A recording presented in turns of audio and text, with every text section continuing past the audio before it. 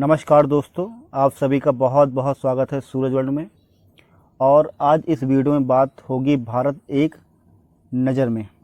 तो इसमें क्या क्या है कि भारत के जितने भी राष्ट्रीय पंचांग हैं, राष्ट्रीय गीत, राष्ट्रीय गान और भारत से संबंधित कुछ महत्वपूर्ण तथ्यों के बारे में भी चर्चा होगी।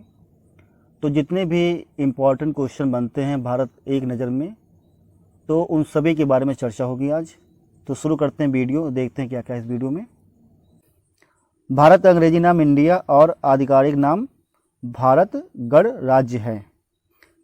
भारत की सभ्यता विश्व की सबसे पुरानी सभ्यता है, जो लगभग 4000 से अधिक पुरानी है। मतलब कि जो हमारी भारत की सभ्यता है ये बहुत अधिक और बहुत ही पुरानी सभ्यता है, जो लगभग 4000 से भी अधिक पुरानी सभ्यता है। भारत की खोज वास्को डी गामा ने सन 1498 में की थी। 1498 में वास्को डी गामा ने भारत की खोज की थी। आगे देखते हैं। अब बात करते हैं भारत के अन्य नाम कौन कौन से हैं। तो भारत के बहुत नाम हैं, जैसे हिंदुस्तान, आर्यव्रत, भारतवर्ष, भारत खंड, जम्मू द्वीप, इंडिया। ये भारत के विभिन्न नाम हो गए। और भारत की राजधानी कौन सी हो जाएगी? नई दिल्ली।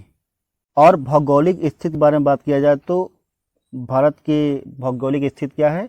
उत्तरी पूर्वी गोलार्ध में स्थित है। ठीक।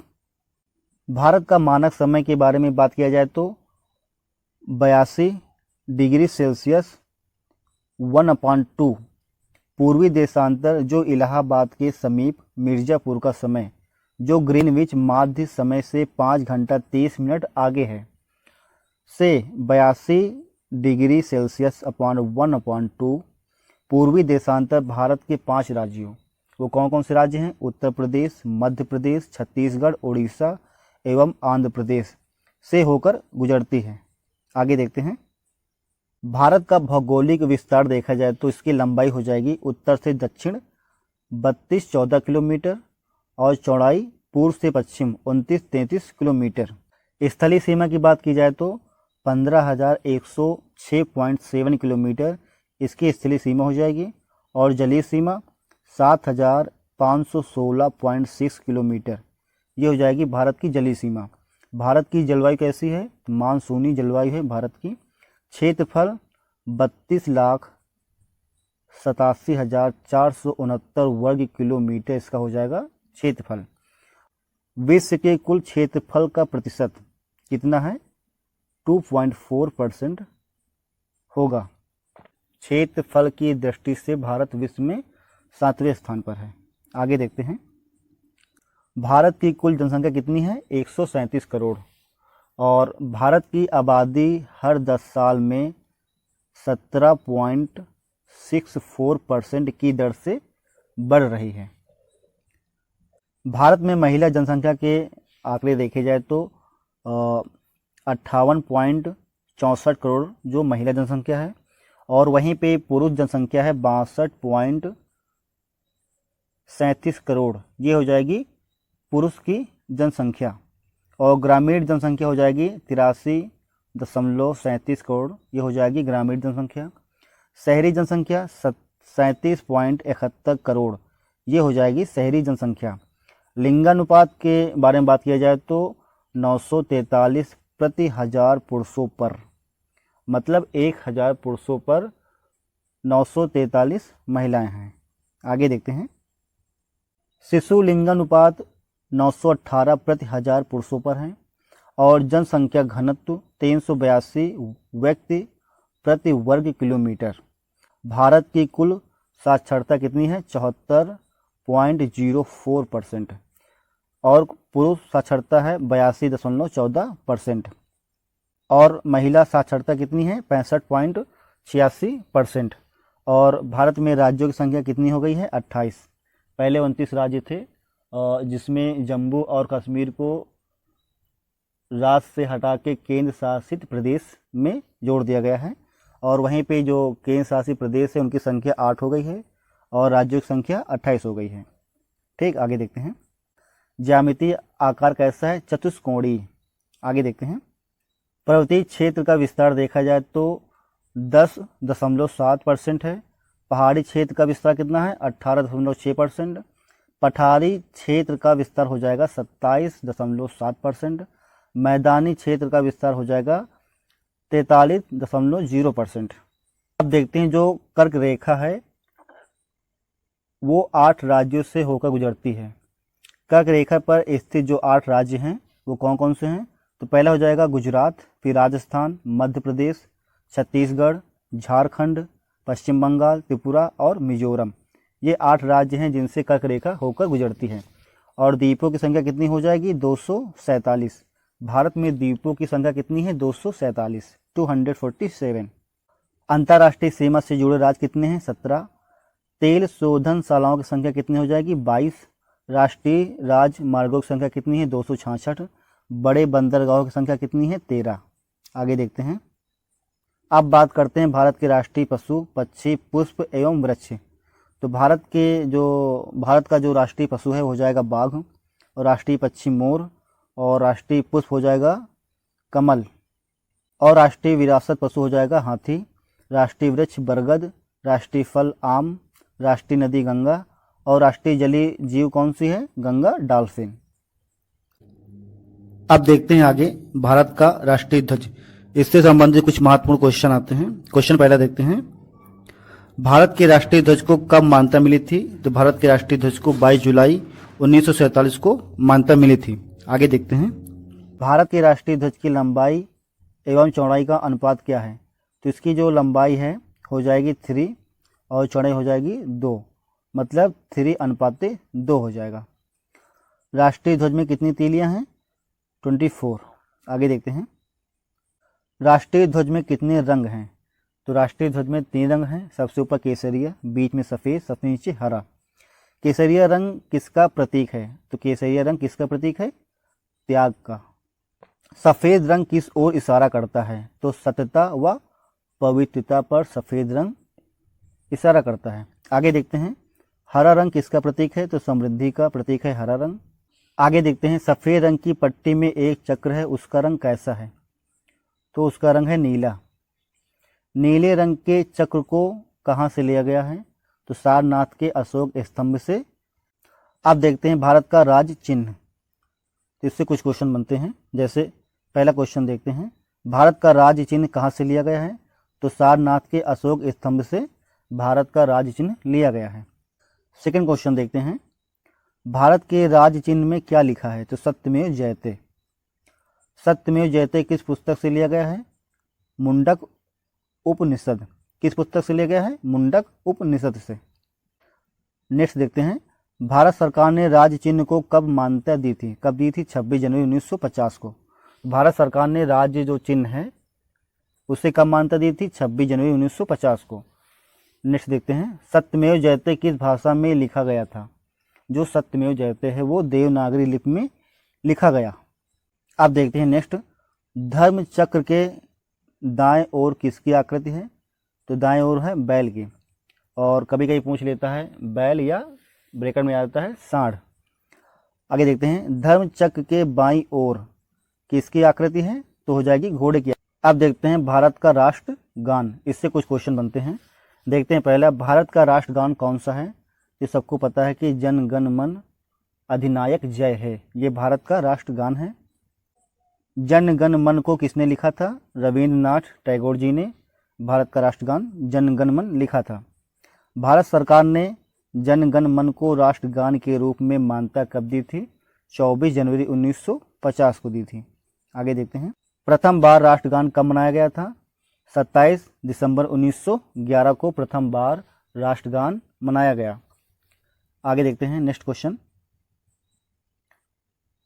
प्रथम बार राष्ट्रगान कहाँ मनाया गया? तो प्रथम बार राष्ट्रगान कांग्रेस के कलकत्ता अधिवेशन में मनाया गया। जन गण मन को गाए जाने की समय सीमा कितनी है? 52 सेकेंड। राष्ट्रगान के पूरे गीत में कितने पद हैं? तो 5 पद हैं। अब आगे देखते हैं भारत का राष्ट्रीय गीत, इससे कुछ क्वेश्चन आते हैं।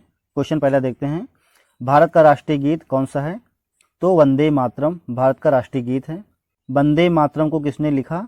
बंकिम चंद्र चटर्जी जी ने राष्ट्रीय गीत वंदे मातरम को लिखा। वंदे मातरम को किस पुस्तक से लिया गया था? आनंद मठ। किस पुस्तक से लिया गया था? आनंद मठ से। आनंद मठ कृति किस भाषा में लिखी गई है? तो ये लिखी गई है बांग्ला में। नेक्स्ट क्वेश्चन देखते हैं, प्रथम बार वंदे मातरम कब और कहाँ गाया गया? ये गाया गया था प्रथम बार 1896 में कोलकाता में। स्वतंत्रता आंदोलन का प्रेरणा गीत कौन सा था? तो ये था वंदे मातरम। आगे देखते हैं, आनंद मठ किस तरह की पुस्तक है? तो ये उपन्यास थी। वंदे मातरम का अंग्रेजी अनुवाद किसने किया था? श्री अरविंदो ने। अब देखते हैं भारत का राष्ट्रीय पंचांग। इसमें पहला क्वेश्चन देखते हैं, भारत सरकार ने राष्ट्रीय पंचांग को कब मान्यता दी थी? तो 22 मार्च 1957 में इसे मान्यता मिली थी। नेक्स्ट क्वेश्चन देखते हैं, राष्ट्रीय पंचांग के अनुसार वर्ष का प्रथम माह कौन सा होता है? तो अप्रैल जो होता है चैत्र, ये वर्ष का प्रथम महीना होता है। राष्ट्रीय पंचांग के अनुसार वर्ष का अंतिम महीना कौन सा होता है? ये होता है मार्च, जो हिंदी में होता है फाल्गुन। भारत का राष्ट्रीय पंचांग किस संवत पर आधारित है?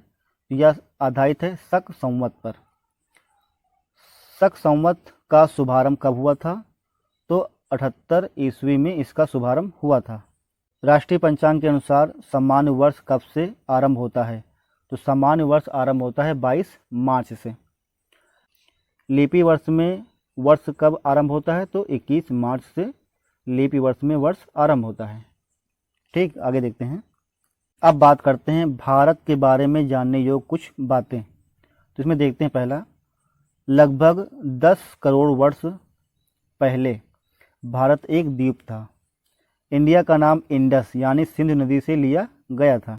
सिंधु घाटी सभ्यता दुनिया की सबसे पुरानी सभ्यता है, इसलिए भारत दुनिया की सबसे पुरानी, सबसे उन्नत और सतत सभ्यता है। नेक्स्ट देखते हैं, भारत के पास चीन और अमेरिका के बाद दुनिया की तीसरी सबसे बड़ी सक्रिय सेना है। हर 12 वर्ष बाद एक धार्मिक सभा मतलब कुंभ मेला भारत में होता है और कहा जाता है कि दुनिया में लोगों का सबसे बड़ा जमावड़ा यहाँ लगता है। और कुंभ मेले का जमावड़ा इतना बड़ा होता है कि इसे अंतरिक्ष से भी देखा जा सकता है। मतलब कि हर 12 वर्ष बाद कुंभ मेला जो लगता है प्रयागराज में, उसमें इतने ढेर सारे लोग होते हैं जिसे अंतरिक्ष से भी देखा जा सकता है। आगे देखते हैं, दुनिया में किसी अन्य देश से अधिक मस्जिदें भारत में हैं। मतलब दुनिया में सबसे ज़्यादा मस्जिद कहाँ पे हैं? भारत में हैं। नेक्स्ट देखते हैं, तक्षशिला दुनिया में सबसे पहला विश्वविद्यालय माना जाता है जिसको लगभग 700 ईसा पूर्व स्थापित किया गया था। लखनऊ का सिटी मॉन्टेसरी स्कूल भारत में छात्रों के मामले में दुनिया का सबसे बड़ा स्कूल माना जाता है। जो लखनऊ का सिटी मॉन्टेसरी स्कूल है, भारत में छात्रों के मामले में दुनिया का सबसे बड़ा स्कूल माना जाता है। नेक्स्ट देखते हैं, भारतीय रेल 13 लाख से अधिक लोगों को रोजगार देती है और यह संख्या कई देशों की जनसंख्या से भी अधिक है। मतलब भारतीय रेल जो है वो 13 लाख से अधिक लोगों को रोजगार देती है, जो कई देशों की जनसंख्या से भी अधिक है। नेक्स्ट देखते हैं, भारत दुनिया का सबसे बड़ा अंग्रेजी भाषा बोलने वाला देश है। जो भारत है दुनिया का सबसे बड़ा अंग्रेजी भाषा बोलने वाला देश है। मतलब सबसे ज़्यादा अंग्रेजी भाषा भारत में ही बोली जाती है। आगे देखते हैं, इंडिया के पहले रॉकेट को साइकिल पर और उपग्रह को एक बैलगाड़ी पर लाया गया था।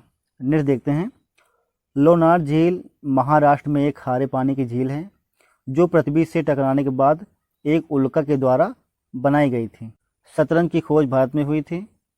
नेक्स्ट पॉइंट देखते हैं, रूरल शैम्पू 0 नंबर पाई की वैल्यू, त्रिकोणमितीय बीजगणित कलन मोतियाबिंद सर्जरी का आविष्कार कहाँ पे हुआ था? भारत में ही इन सभी का आविष्कार हुआ था। नेक्स्ट पॉइंट, चांद पर पानी की खोज भारतीय ने की थी। भारत दुनिया में फिल्मों का सबसे बड़ा उत्पादक है। मतलब इंडिया में सबसे ज़्यादा फिल्में बनाई जाती हैं। नेक्स्ट पॉइंट, 2 प्रमुख धर्म बौद्ध धर्म और जैन धर्म इंडिया में ही स्थापित किए गए थे। 17वीं सदी के आसपास भारत दुनिया में सबसे अमीर देशों में एक था। मतलब जो 17वीं सदी थी उस समय भारत जो था दुनिया में सबसे अमीर देशों में से एक था। नेक्स्ट पॉइंट देखते हैं, मेघालय राज्य पृथ्वी की सबसे अधिक बारिश वाला राज्य और चेरापूंजी सबसे अधिक बारिश वाली जगह है। मतलब मेघालय राज्य जो है पृथ्वी की सबसे अधिक बारिश वाला राज्य कौन सा है? मेघालय। और जो चेरापूंजी है वो सबसे अधिक 22 वाली जगह है। नेक्स्ट पॉइंट देखते हैं, भारत ने दुनिया को योग दिया जो कि 5000 वर्ष से भी अधिक पुराना है। मतलब जो योग था वो भारत देश ने ही दिया था और ये कितना पुराना है, 5000 वर्ष से भी अधिक पुराना है।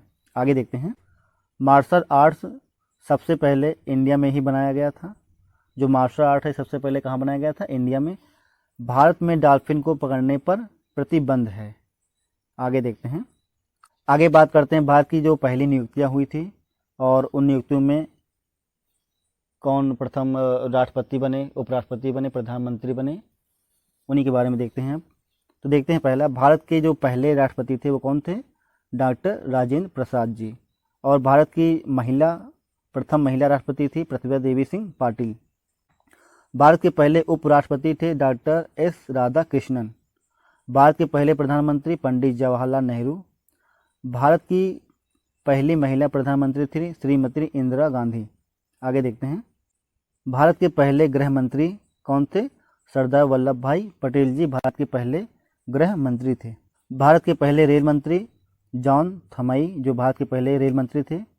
भारत के पहले रक्षा मंत्री सरदार बलदेव सिंह। भारत के पहले वित्त मंत्री कौन थे, भारत के पहले वित्त मंत्री आर षणमुगम शेट्टी, ये भारत के पहले वित्त मंत्री थे। आगे देखते हैं, भारत के पहले विदेश मंत्री पंडित जवाहरलाल नेहरू। भारत के पहले शिक्षा मंत्री मौलाना अबुल कलाम आज़ाद जो भारत के पहले शिक्षा मंत्री थे। भारत के पहले गवर्नर जनरल कौन थे, श्री राजगोपालाचारी। आगे देखते हैं, भारत के पहले मुख्य न्यायाधीश थे हीरालाल जे कानिया। ये क्वेश्चन बहुत इंपॉर्टेंट है। ये क्वेश्चन जो टेड हुआ था 2018 में, उसमें क्वेश्चन आया था कि भारत के पहले मुख्य न्यायाधीश कौन हैं, तो हीरालाल जे कानिया, कहीं कहीं हरिलाल जे कानिया लिखा होता है।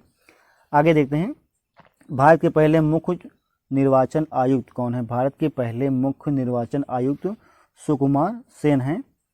भारत के पहले लोकसभा अध्यक्ष, भारत के पहले लोकसभा अध्यक्ष कौन है, जीवी मावलंकर जो भारत के पहले लोकसभा अध्यक्ष हैं। आगे देखते हैं, भारत के पहले थल सेना अध्यक्ष जनरल राजेंद्र सिंह हैं। भारत के पहले वायुसेना अध्यक्ष एयर मार्शल थॉमस अल्महर्स्ट जो हैं भारत के पहले वायुसेना अध्यक्ष। भारत के पहले नौसेना अध्यक्ष कौन हैं, वाइस एडमिरल आर.डी. कटारी जो भारत के प्रथम नौसेना अध्यक्ष थे। तो आज के लिए बस इतना ही। यह वीडियो कैसा लगा कमेंट सेक्शन में जाके जरूर बताएं। और यार प्लीज़, अगर अभी तक आपने मेरे चैनल सूरज वर्ल्ड को सब्सक्राइब ना किया हो तो प्लीज़ मेरे चैनल को सब्सक्राइब कर लें। और यार इस वीडियो को बनाने में बहुत मेहनत लगी और इस वीडियो को अपने दोस्तों के साथ जरूर शेयर करें। मिलते हैं नेक्स्ट वीडियो में, तब तक अपना ख्याल रखिएगा। धन्यवाद दोस्तों।